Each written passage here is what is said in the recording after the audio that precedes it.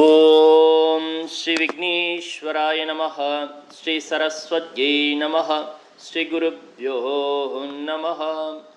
ஓம் நமஸ்தே அஸ்து பகவன் விஸ்வேஸ்வராய மகாதேவாய த்ரயம்பகாய திரிபுராந்தகாய திரிகாலாக்னிகாலாய காலாக்னிருத்ராய நீலகண்டாய மிருத்யுஞ்சயாய சர்வேஸ்வராய சதாசிவாய ஸ்ரீமன் மகாதேவாய நமः.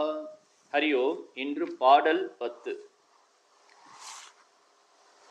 இப்பாடல் என்ன விஷயத்தை பேசுகிறது என்று பார்க்கின்ற பொழுது, 9வது பாடலிலே நீராட்டு துறைக்கு வந்துவிடுகின்றார்கள் கன்னி பெண்கள். அந்த நீராட்டு துறையில் அவர்கள் வந்து பார்க்கின்ற பொழுது, உத்தர கன்னியர்கள் என்று கூறப்படுகின்ற இறைவனுக்கே தொண்டு புரிகின்ற கூட்டம், குலம். அப்பெண்கள் அந்த குலத்திலே முன்பே இருக்கிறார்கள் நீராடிக்கொண்டு. அவர்களிடத்தில் இவர்கள் என்ன செய்கின்றார்கள்? ஒரு சில வினாக்களை எழுப்புவதாக இப்பாடல் என்பது அமைந்திருக்கிறது. அவர்களிடத்தில் வினா எழுப்புவதற்கு முன்பு இவர்கள் அந்த படித்துறைக்கு வருகின்ற பொழுது பாடிக்கொண்டு வந்தது என்பது அது ஒரு வகை. அதை இப்பாடலில் நாம் காணலாம். பாதாளம் ஏழினும் கீழ் சொல்கழிவு பாதமலர் போது ஆர் புனை முடியும் எல்லாம் பொருள் முடிவே பேதை ஒரு பால் திருமேனி ஒன்றும் அல்லன் வேதம் முதல் விண்ணோரும் மண்ணும் துதித்தாலும் ஓத உளவா ஒரு தோழன் தொண்டர் உலன் கோது இல் குலத்து அரண் தன் கோயில் பினா பிள்ளைகள் ஏது அவன் ஊர் ஏது அவன் பேர் ஆர் உற்றார் ஆர் அயலார் ஏது அவனை பாடும் பரிசு ஏலோர் எம்பாவாய் என்பது இத்திருப்பாடல்.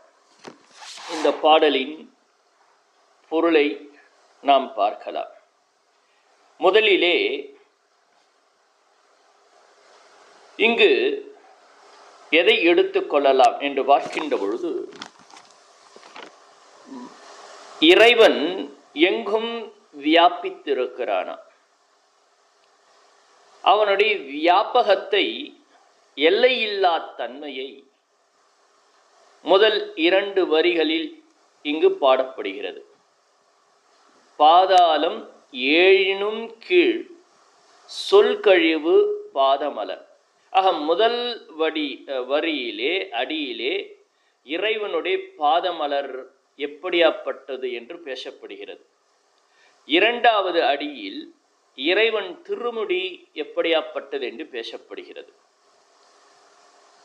இந்த நிகழ்வு நடந்தது எங்கு என்றால் திரு அண்ணாமலையில். விஷ்ணு பகவானும் பிரம்மாவும் எல்லை காண துடிக்கிறார்கள். யாருடைய எல்லையை? ஈசனாருடைய எல்லையை காண துடிக்கிறார்கள். எனவே அவர்கள் எல்லையை காண முற்பட்ட பொழுது காண முடியாமல் தோற்ற நிகழ்வு திரு அண்ணாமலையில் நடந்ததாக கூறப்படுகிறது. இங்கு இறைவனுடைய பாதமலர் எவ்வாறாக இருந்தது என்றால், பாதாளம் ஏழினும் கீழ் என்று வருகிறது. அதாவது இதனுடைய பொருள் என்னவென்று பார்க்கின்ற பொழுது, கீழ் உலகம் 7. அந்த கீழ் உலகம் என்பது பாதாள உலகம் என்று சொல்வார்கள். மேல் உலகம் 7, பூஹு புவஹ சுவஹ என்று சதுர்முக பிரம்மா இருக்கிற சத்தியலோகம் வரை 7 லோகங்கள் மேல் உலகம் என்று சொல்வார்கள். கீழ் உலகம் 7 என்று சொல்வார்கள். அதல விதல சுதல தலாதல என்று போகும். இந்த அந்த பாதம் என்பது எங்கு என்று விஷ்ணு பகவான் தேடி செல்லுகின்ற பொழுது பாதாளம் ஏழினும் கீழ் அது சென்று கொண்டே இருக்கிறது, அது விரிந்து கொண்டே இருக்கிறதா, அவரால் காண முடியவில்லை என்றும், பாதமலர் கீழ் 7 உலகமையும் கடந்தது இருக்கிறது என்றும், அது மட்டுமல்ல சொல் கழிவு சொல்லை கடந்ததாகவும் இருக்கிறது என்று இங்கு சொல்லப்படுகிறது. இது முதல் வரி. அடுத்து இரண்டாவது வரியில் பார்க்கின்ற பொழுது போது ஆர் புனை முடியும். போது என்றால் மலர், ஆர் என்றால் நிறைந்த, புனை முடியும் என்றால் அணியப்பட்ட திருமுடி, மலர்கள் நிறைந்து அணியப்பட்ட திருமுடி. அதனுடைய தன்மை என்ன? எல்லாம் பொருள் முடிவே, எல்லாம் பொருள்களும் முடிவாக உள்ளதா. திருமுடி என்பது எல்லாம் பொருளுக்கும் முடிவாக இருக்கிறது. பாதமலர் என்பது உலகங்களையெல்லாம் கடந்து சொல்லையும் கடந்திருக்கிறதா. ஆக சொல்லை கடந்ததாக பாதமலர், உலகை கடந்து சொல்லை கடந்ததாக பாதமலர், பொருள் எல்லையை கடந்ததாக திருமுடி பேசப்படுகிறது. என்றால் என்ன அர்த்தம்னா, இறைவனானவன் சப்த பிரபஞ்சம் அர்த்த பிரபஞ்சத்தை கடந்து நிற்கின்றான் என்பது இந்த இரு வரிகளிலே நமக்கு சுட்டிக்காட்டப்படுகிறது மாணிக்கவாசக பெருமாறால். உள்பொருள் என்னவென்று பார்க்கின்ற பொழுது, சொல் எல்லையை கடந்ததாக எது அமைந்திருக்கிறது? அவருடைய பாத மலர். பாதத்தை, திருவடியை மலராக சொல்லப்படுகிறது, பாதமலர். அது சொல் கழிவு என்றால் சொல்லை கடந்து இருக்கிறது. புனைமுடி என்னவாக இருக்கிறது? திருமுடி பொருள் எல்லையை கடந்ததாக இருக்கிறது. ஆக ஒரு விதத்தில் பார்த்தால் இங்கு எப்படி எடுத்துக்கொள்ள வேண்டும் என்றால், சொல் என்றால் கல்வி, கல்விக்கு நாயகி சரஸ்வதி, சதுர்முக பிரம்மா என்றால் சப்த பிரபஞ்சம் என்று வருகிறது. பொருள் எல்லையை கடந்ததென்றால் பொருள் உலகம், அர்த்தம். அதை கடந்தது என்று வருகின்ற பொழுது அந்த பொருள், ரக்ஷணம் இவர்களுக்கு விஷ்ணு பகவான். ஆனால் இங்கு என்னவாக அமைந்திருக்கிறது என்று பார்க்கின்ற பொழுது, சொல் எல்லையை கடந்த பாதமலர், பாதத்தை தேடி சென்றவர் விஷ்ணு பகவான். எல்லாம் பொருள் முடிவே என்று பார்க்கின்ற பொழுது பொருள் எல்லையை கடந்ததாக இருக்கிறது அவருடைய திருமுடி என்று இவ்வாறாக இங்கு பேசப்பட்டிருக்கிறது. பொருளுக்கு என்றால் விஷ்ணு, சொல்லுக்கென்றால் பிரம்மா என்று அமைவது ஒரு முறை. ஆனால் இந்த இடத்தில் கொஞ்சம் மருவி அமைந்தது போல் அமைந்திருக்கிறது.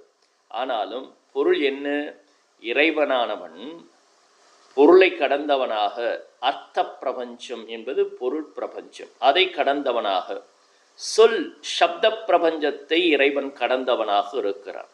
இதனுடைய பொருள், இறைவன் எல்லையில்லாமல் எங்கும் வியாபித்திருக்கிறான் என்பது இங்கு கூறப்படுகிறது. எல்லையற்றவனாக இருக்கிறான். அந்த எல்லை இல்லாதவனாக இருக்கிறான் என்பதை இவர்கள் உணர்ந்திருக்கிறார்கள். இறைவன் உணர்த்தி இருக்கிறான். அவன் எல்லையற்றவனாக, எங்கும் நீக்கமற நிறைந்தவனாக இந்த பிரபஞ்சத்தோடு இருக்கிறான். பிரபஞ்சத்தையும் கடந்து இருக்கின்றான். பிரபஞ்சம் என்று வருகின்ற பொழுது அது எல்லைக்கு உட்படுத்தக்கூடிய ஒன்றாக அமைகிறது. பிரபஞ்சத்தில் இருக்கிற ஒவ்வொன்றையும் நாம் பார்க்கின்ற பொழுது நாம ரூபங்களுக்கு உட்பட்டு காலத்திற்கும் இடத்திற்கும் வடிவத்திற்கும் உட்பட்டதாக இருக்கும். அது சம்ஸ்கிருதத்தில் தேச கால வஸ்து பரிச்சேதமுடையதாக பிரபஞ்சத்தில் இருக்கிற அத்தனையும் உண்டு.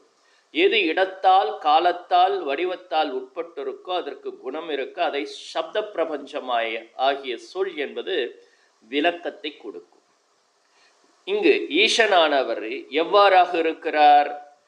எப்பொருளுக்கும் எச்சொல்லுக்கும் அடங்காமல் எங்கும் நீக்கமர நிறைந்தவர் என்பதை இது உணர்த்துகிறது. இந்த இரு வரிகள். அடுத்து என்ன வருகிறது என்று பார்க்கின்ற பொழுது, பேதை ஒரு பால் திருமேனி ஒன்று அல்லன் என்று வருகிறது. பேதை என்று வருகின்ற பொழுது, பேதை என்றால் பொதுவாக யாரை குறிப்பிடும் என்றால் பெண்ணை குறிப்பிடும். இங்கு பேதை என்பது உமையவளை குறிக்கிறது. ஒரு பால் என்பது ஒரு பாகத்தை, ஒரு கூரை குறிக்கிறது. அதாவது பேதை ஒரு பால் திருமேனி, உமாதேவி ஒரு பாகங்கொண்ட திருமேனி உடையவனாக இறைவன் இருக்கிறார். எனவே ஒன்று அல்லன். இதற்கு பொருள் என்ன? ஆண் என்றோ பெண் என்றோ சொல்ல முடியாமல் ஆணாகவும் பெண்ணாகவும் இருக்கிறதுனால ஒன்று, ஆண் ஒன்று என்று சொல்ல முடியாது, பெண் என்றும் சொல்ல முடியாது. அதாவது அவர் அர்த்தநாரியாக இருக்கிறார் என்பதை இது குறிக்கிறது. முதல் இருவரில் பார்க்கின்ற பொழுது எல்லை கடந்தவனாக அந்த இறைவன் இருக்கிறான் என்று சொல்லிட்டு, அடுத்து இங்கு என்ன பேசப்படுகிறது? ஒரு எல்லைக்கு உட்பட்ட திருமேனி உடையவனாக ஸ்துதி செய்யப்படுகிறது. அர்த்தநாரி என்று வருகின்ற பொழுது இங்கு என்னாகிறது? திருமேனி வருகிறது. முதலிலே பார்க்கின்ற பொழுது, இரண்டு வரிகளில் பார்க்கின்ற பொழுது எல்லையற்றவனாக இருக்கிறான். ஆனால் எல்லையற்றவனாக இருந்தாலும் பாதமலர் பொன்முடி என்று கூறப்பட்டது. அப்படி கூறப்பட்டாலும் அங்கு என்னன்னா எல்லை காண முடியாது. இங்கு திருமேனி என்று சொல்லுகின்ற பொழுது ஒன்று அல்லன் என்றால் ஆண் என்றோ பெண் என்றோ சொல்ல முடியாமல் அர்த்தநாரி கோலமாக இறைவன் இருக்கிறான் என்று பேசப்படுகிறது. இது எத்தனாவது வரி என்று பார்க்கின்ற பொழுது மூன்றாவது. பேதை ஒரு பால் திருமேனி ஒன்று அல்லன். இது ஒரு அர்த்தம். மற்றொன்று என்னவென்று பார்க்கின்ற பொழுது, திருமேனி ஒன்றுதான் என்று சொல்ல முடியாது.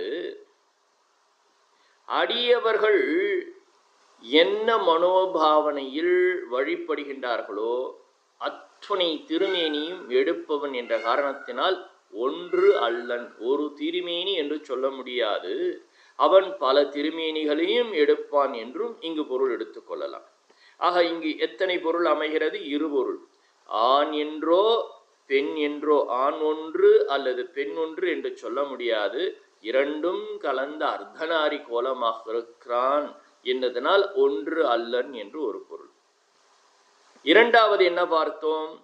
அந்த ஒரு திருமேனி என்பதும் கிடையாது, பல திருமேனிகளையும் இறைவன் எடுப்பான் என்று ஒரு பொருள் எடுத்துக்கொள்ளலாம். மூன்றாவது என்னன்னு பார்த்தோம்னா, முதல் இரண்டு வரியில் எல்லை காண முடியாதவனாக இருந்த இறைவன் இங்கு எல்லைக்கு உட்படுகின்றான் என்பது இங்கு பொருள் அமைகிறது. ஆக இவ்விதமாக அமைந்த பிறகு அடுத்து அவன் புகழ், அவன் பெருமையை பேச முடியுமா என்று கேட்கின்ற பொழுது, வேத முதல் விண்ணோரும் மண்ணும் துதித்தாலும் ஓத உளவா. வேதம் முதல், வேதத்தை முதலாக கொண்டு விண்ணோரும் விண்ணுலகத்தில் இருப்பவரும் மண்ணும் மண்ணுலகத்தில் இருப்பவரும் துதித்தாலும், அவருடைய புகழை துதித்தாலும் ஓத உளவா. அப்படி துதித்து ஓதுகின்ற அந்த புகழ்ச்சி என்னாகிறன்னா கடந்தும் நிற்கின்றான். ஓத உளவா, இன்னும் அவனை, அவன் புகழை பாடக்கூடிய பெருமை உடையவனாக இருப்பவனே. ஓத, ஓத என்றால் ஸ்துதி செய்ய, உளவா இன்னும் இருக்கிறது. ஆக வேதம் என்னன்னு பொருள்? வேதம் என்பது பிரமாணம். அது என்ன செய்கிறது? இறைவனுடைய அத்துணை தன்மையும் கூறக்கூடிய தன்மை கொண்டது வேதம் என்று நாம் நினைக்கின்றோம். அந்த வேதம் இறைவனை என்ன சொன்னாலும், வேதம் முதலாக, மற்றும் விண்ணோர்களும் மண்ணுலகில் இருப்பவர்களும் அவர்கள் துதி செய்தாலும் மேலும் ஓத துதி செய்ய உடைய புகழ் பெருமை உளவா இருக்கின்றவரே என்று இங்கு கூறப்படுகிறது. என்றால் அவருடைய பெருமை என்பது அழகில்லாத பெருமையுடையவனாக இறைவன் இருக்கிறான். அவனுடைய ஒருவரை பற்றி நாம் பேசுகிறோம் என்றால் அவர் இந்த குணத்தை உடையவர், இந்த ஆற்றலை உடையவர் என்று நாம் என்ன செய்யலாம்? கணித்து அல்லது அனுபவித்து அல்லது பிறர் சொல்ல நாம் தொகுத்து அவருடைய பெருமை அருமைகளை நாம் ஸ்துதி செய்யலாம். ஆனால் இறைவனானவருடைய அருமை பெருமைகளை வேதம் முதல் வேதமே அவர் என்னன்னு சொன்னாலும் ஸ்துதி செய்தாலும் அதையும் கடந்தவனாக இறைவன் என்பவன் இருக்கிறான் என்று அவருடைய அருமை பெருமைகளை இந்த வரி கூறுகிறது. அதான் வேதம் முதல் விண்ணோரும் மண்ணும் துதித்தாலும் ஓத உலவா. அப்படியாப்பட்டவனாக யார் இருக்கிறான்? இறைவன் இருக்கிறான். ஆக இதில் இந்த வரிகளில் பார்க்கின்ற பொழுது எல்லை இல்லாதவனாக இருக்கிறான். அவனுடைய புகழும் எல்லை இல்லாததாக இருக்கிறது. அர்த்தநாரி திருமேனியாக இருந்தாலும் பல திருமேனிகளையும் இறைவன் எடுக்கக்கூடியவனாக இருக்கின்றான்.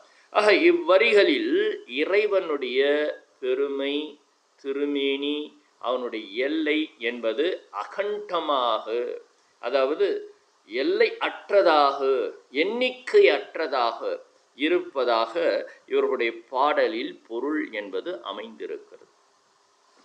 ஆனால் மனித மனம் எப்படியாப்பட்டது என்று இங்கு ஒரு கேள்வி வருகிறது. மனிதன் மனம் கொண்டவன்.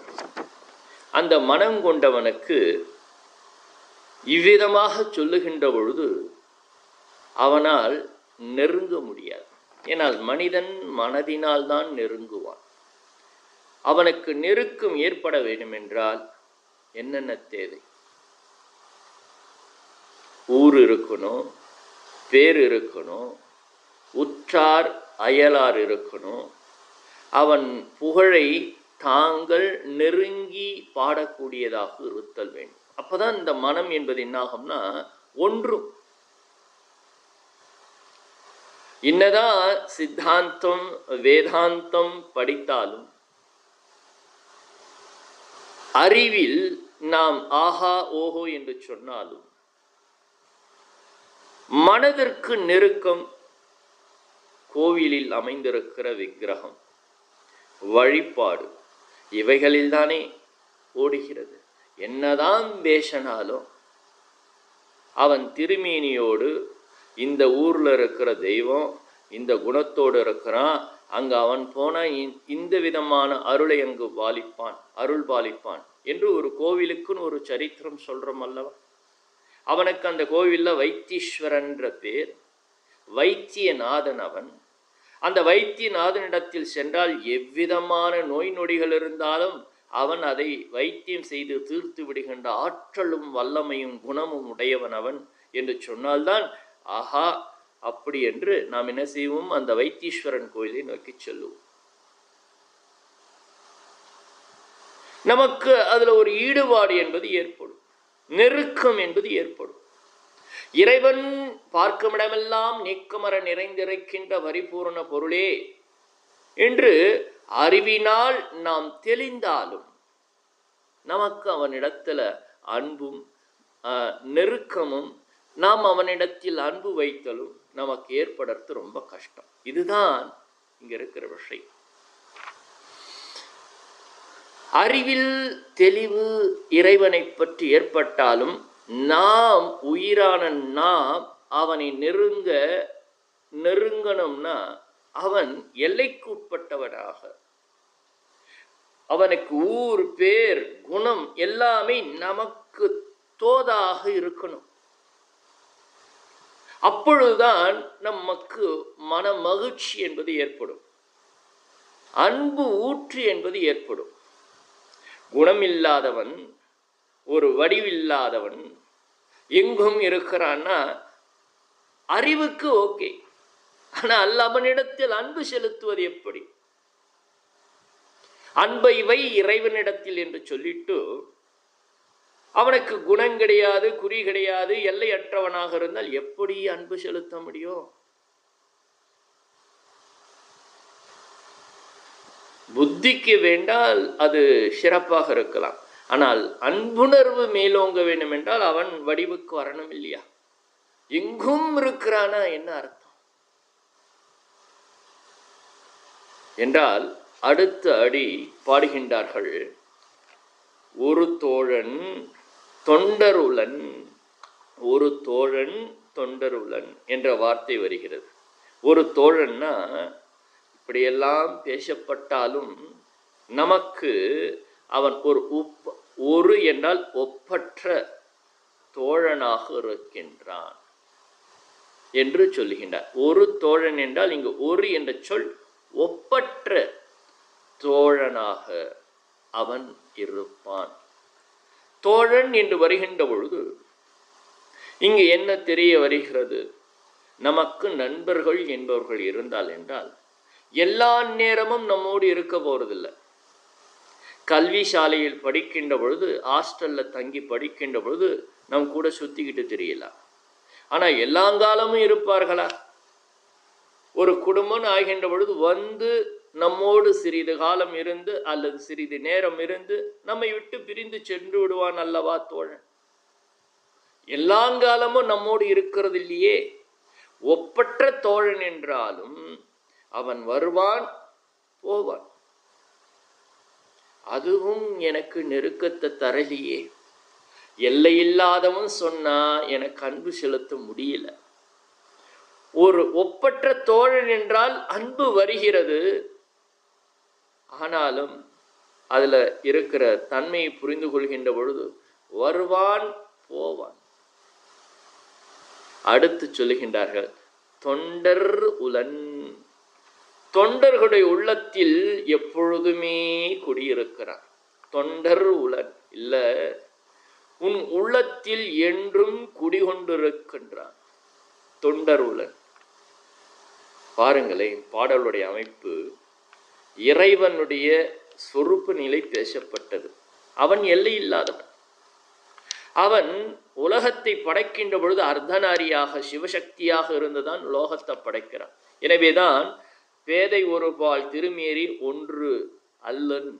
அவன் சிவம் என்றோ சக்தி என்றோ சொல்லாமல் சிவசக்தியோடு இணைந்தால் தானே 5 கிருத்தியங்களை செய்ய முடியும்.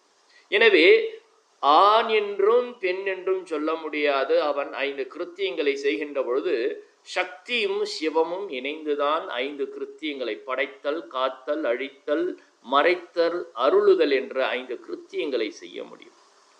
எனவேதான் பேதை ஒருவாள் திருமேனி ஒன்று அல்லன், ஆணாகவோ பெண்ணாகவோ இல்லாமல் அர்த்தநாரியாக இருக்கிறான். இது படைப்புக்கு 5 கிருத்தியங்களை செய்வதற்கு சொல்லப்படுகின்ற விஷயம். அடுத்து அப்படி செய்கின்றவனுடைய அருமை பெருமைகளை நாம் கணக்கில் கொண்டு விட முடியுமா என்றால், வேதம் முதல் விண்ணோரும் மண்ணோரும் துதித்தாலும் ஓத உலவா, மேலும் அவனுடைய அருமை பெருமைகள் இருந்து கொண்டுதான் இருக்கிறது. முடியாது என்று அவன் பெயர் புகழ் சொல்லப்பட்டது. இதெல்லாம் கேட்கின்ற பொழுது ரொம்ப பிரமிப்பா இருக்கிறது. அப்படியாப்பட்டவன் இறைவன் என்று சொன்னாலும் நமக்கு நெருக்கம் வரணும் இல்லையா?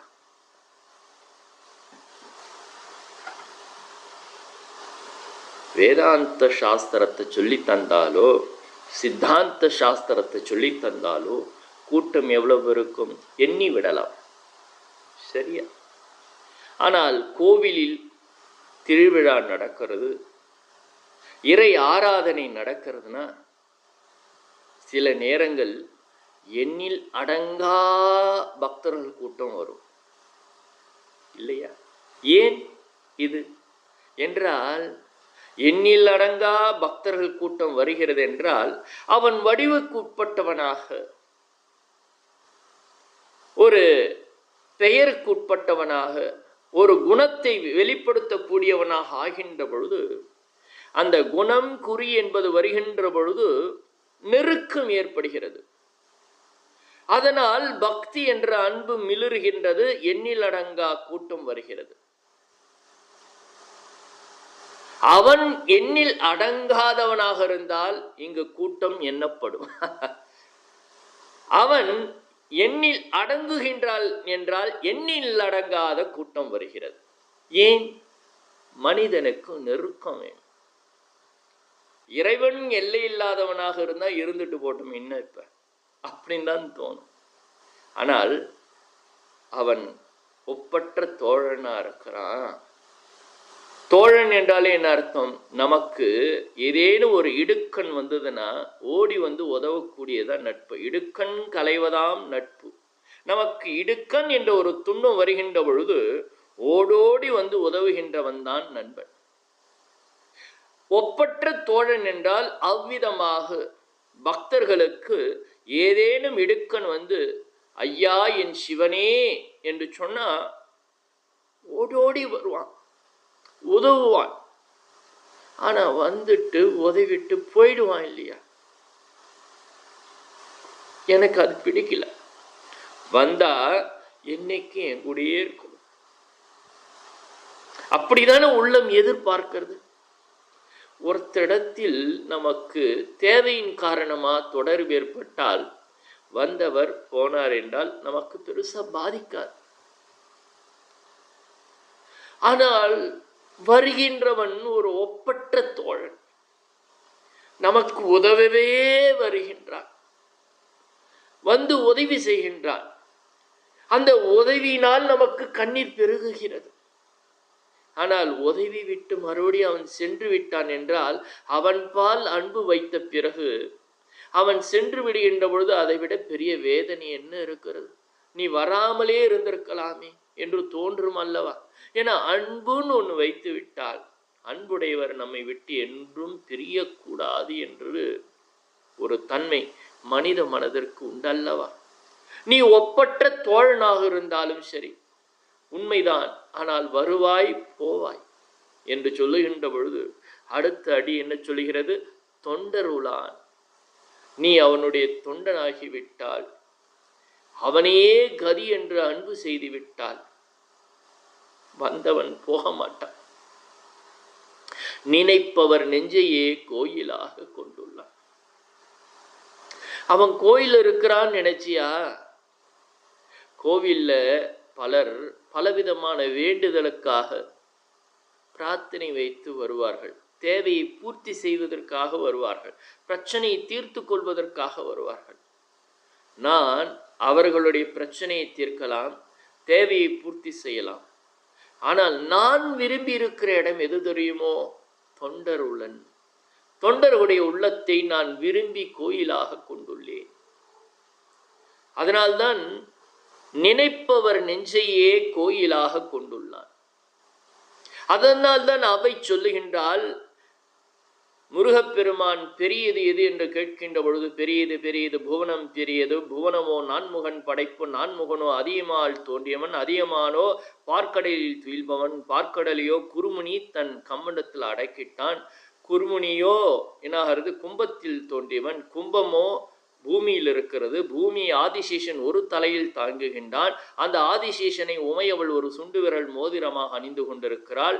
உமையவளான என் தாய் பெரியவளா என்று முருகப்பெருமான் கேட்கின்ற பொழுது, இல்லை உன் தகப்பன் பெரியவன், ஏனென்றால் இடபாகத்தை தந்திருக்கிறான். அப்படி என்றால் என் தகப்பன் பெரியவனா என்றால் இல்லை இல்லை, உன் தகப்பனோ விரும்பி குடியிருக்கின்ற கோவில் இறை அடியார்கள் உள்ளம்.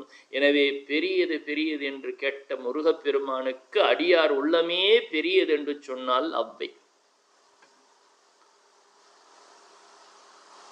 தொண்டர் உளன், அடியார்களுடைய உள்ளத்தையே தான் விரும்பி இருக்கின்ற கோயிலாக இறைவன் கொண்டிருக்கின்றான். 63 நாயன்மார்களில் பார்க்கின்ற பொழுது காஞ்சி, அந்த காஞ்சியை ஒட்டி இருக்கிறது சென்னை பக்கத்தில் இருக்கிற ஒரு ஊர். அங்கு பூசல நாயனார் இருக்கிறார். அங்கு காஞ்சியிலே ஒரு அரசன் இறைவனுக்கு கோவில் கட்டினான். கைலாசத்தில் இருக்கிறவனுக்கு இங்க ஒரு கோவில் கட்டணும்னு கோவில் கட்டினான். அவன் ஒரு நாள் குறித்தான் இறைவனை ஆவாகனம் செய்கின்றதற்கு கோவில் கட்ட பிறகு. அதே தினத்தில் இங்கு பூசல நாயனாரும் குடமுழக்கு செய்கின்றார், கோவில் கட்டுகின்றார். அங்கும் இறைவனை அழைக்கின்றார்.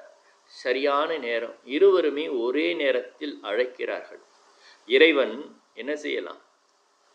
அங்கும் செல்லலாம், இங்கும் செல்லலாம். நாம இருந்தால் 2 பேர் ஒரு நேரத்தில் அழைத்தால் அவர் கூட்டிருக்கிறார், நாங்கள் போயிட்டு அதற்கப்புறம் மேபி உங்கள் வீட்டுக்கு வரேன்னு சொல்லலாம்.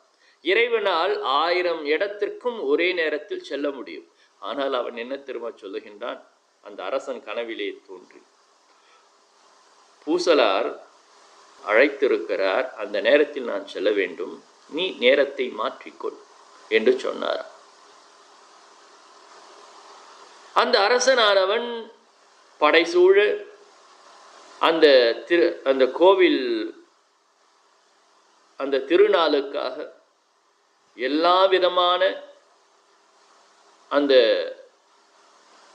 திரவியங்களோடு அவன் அங்கு வருகின்றார். வந்தா கோவில் கட்டியதற்குரிய எந்த அறிகுறியும் அங்கு இல்லை. அரசன் விசாரிக்கிறான், யார் அந்த பூசல நாயனார்?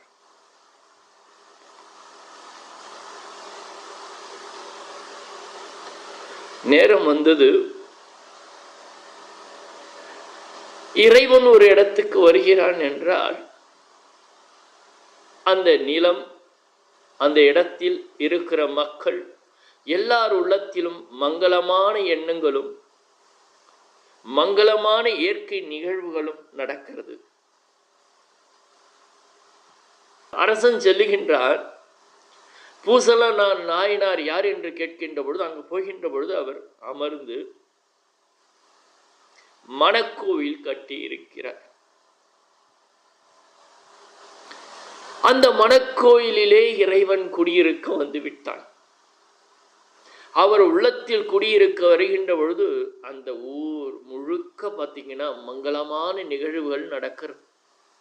ஒரு அடியார் ஒரு இடத்துல இருக்கிறாருன்னா அந்த அடியார் இருக்கிற இடத்தை சுற்றி இறை அனுக்கிரகம் வருகின்ற பொழுது எல்லா மங்களமும் அங்கு நிகழும். அதான் மணக்கோவில் கொண்ட பூசல நாயனாருடைய சரித்திரம் கூறுகின்றது. இங்கே ஏன் இதை சொல்ல வர? இதை கேட்கின்ற பொழுதே உள்ளத்தில் ஒரு அன்பு, தொண்டருளார், எல்லை இல்லாதவன் 5 கிருத்தியங்களை செய்கின்றான் சக்தியோடு சேர்ந்து. ஒப்பற்ற தோழன் தொண்டர் உளார், நீக்கமர நித்தியமா அவன் விரும்பி இருக்கிற இடம் எதுன்னா அடியார்களுடைய உள்ளம்தான். தொண்டர் உளான் என்று சொல்லுகின்றார்கள். இப்படி சொல்லிட்டு அவர்கள் பாடிக்கொண்டு எங்கு சென்றார்கள்? நீராடுகின்ற அந்த துறைக்கு செல்கின்றார்கள். அந்த துறைக்கு இவர்கள் செல்லுகின்ற பொழுது அங்கு உத்தர கன்னியர்கள் இருக்கிறார்கள். உத்திர கன்னியர்கள் யார் என்றால், நம்முடைய தமிழ் பாரம்பரியத்திலே சிறு வயதிலே பெண்கள் தங்களுடைய வாழ்க்கையை இறை தொண்டுக்கென்றே அர்ப்பணம் செய்தால் அவர்கள் கோயில் வளாகத்தில் அவர்களுக்கும் இடம் உண்டு. அதற்கு கன்னி மாடம் என்று சொல்லுவார்கள். அங்கு இருக்கின்றவர்கள் உத்திர கன்னியர்கள். இறைவனே தன் மணாளனாக கொண்டு வாழ்கின்றவர்கள், இறை தொண்டு புரிபவர்களாக இருப்பவர்கள். அந்த இறை தொண்டு புரிந்து கொண்டு வாழ்கின்ற அவர்கள் ஒரு கூட்டமாக அவர்கள் வாழ்வார்கள். கோயில் திருப்பணியில் அவர்கள் பங்கு கொண்டு இறைவனுக்காகவே வாழ்க்கை அர்ப்பணம் செய்தவர்கள் தான் உத்திர கன்னியர்கள் என்று கூறப்படும். இவர்களுடைய வாழ்க்கை முறை நம்முடைய சம்பிரதாயத்தில் இருந்தது. கன்னி பருவத்திலே திருக்கோயிலில் பணி தொண்டு செய்ய வந்தவர்கள் அவர்கள். இவர்கள் தான் உத்திர கன்னியர்கள். முதல் மூவரிலே நம்பி ஆரூரருடைய மனைவியாக அமைந்தவர்கள் இருவர். யார் அவர்கள்? பரவியாரும் சங்கிலியாரும். இந்த பரவியாரும் சங்கிலியாரும் யார் என்றால் உத்திர கன்னியர்கள். இறைவனுக்கு ஆட்பண்டவர்களாக அவர் வாழ்ந்தவர்கள்.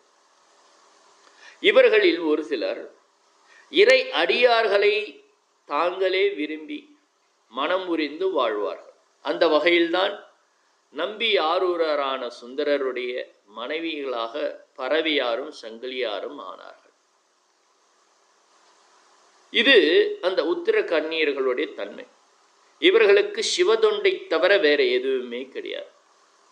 இவர்களை காணுகின்றார்கள்.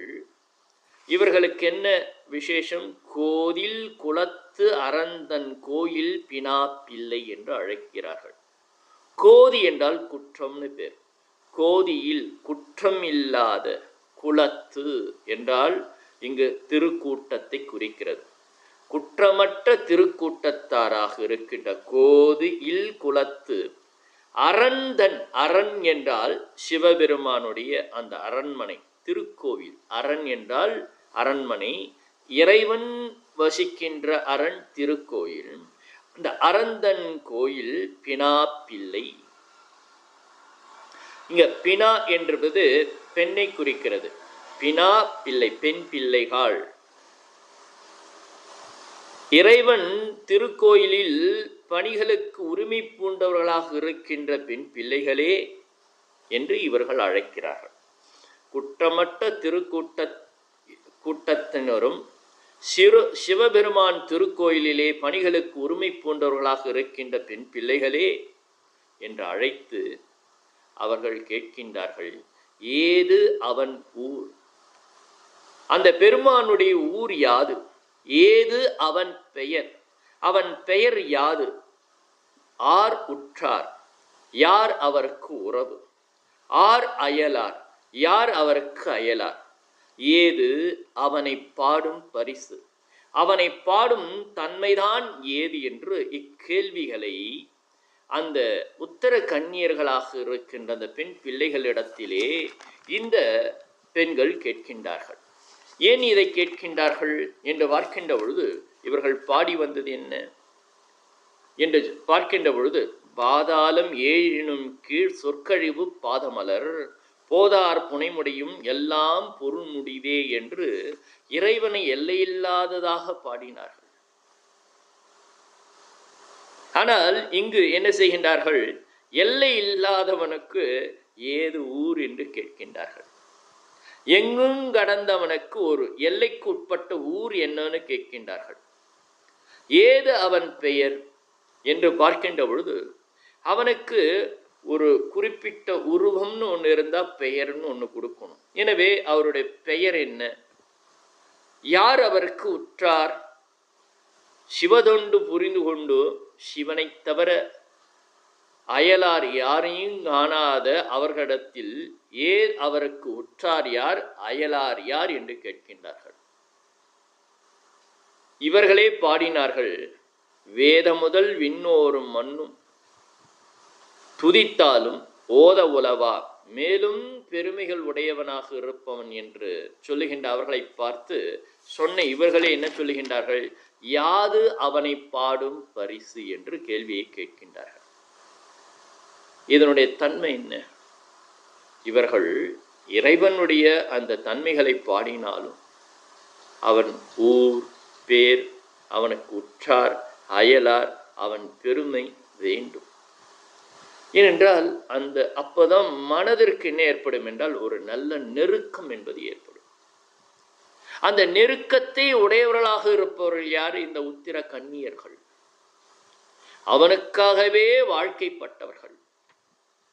அவர்களிடத்தில் இவர்கள் கேட்கிறார்கள். ஏனென்றால் இவர்கள் வருவார்கள், பாடினார்கள், அதற்கப்புறம் என்ன செய்வார்கள்? தங்களுடைய குடும்ப பணிகளை செய்ய சென்று விடுவார்கள். ஆனால் அந்த உத்திர கன்னியர்களுக்கு எப்பொழுதுமே இறை தொண்டுதான் இருக்கும். இறைவனை தவிர இவர்களுக்கு அயலார் என்பதும் கிடையாது.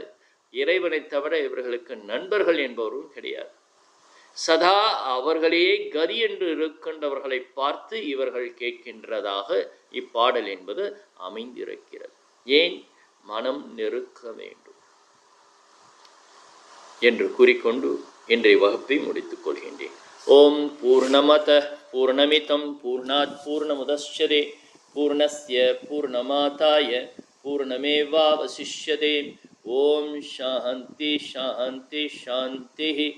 தென்னாடுடைய சிவனே போற்றி, எந்நாட்டவர்க்கும் இறைவா போற்றி.